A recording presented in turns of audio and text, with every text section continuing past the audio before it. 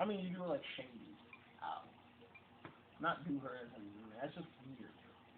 That only happened in one Stephen King movie, and that was just weird. It did? The one where they're cat people. Sleepwalkers. Oh, yeah. Yeah, Sleepwalkers. And it's Leo from Charmed, and his Really? mom.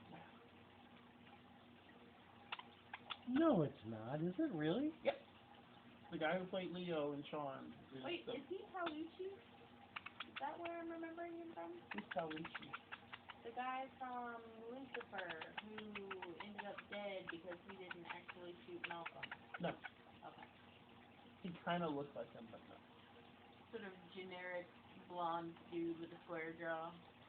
Unwinding clock.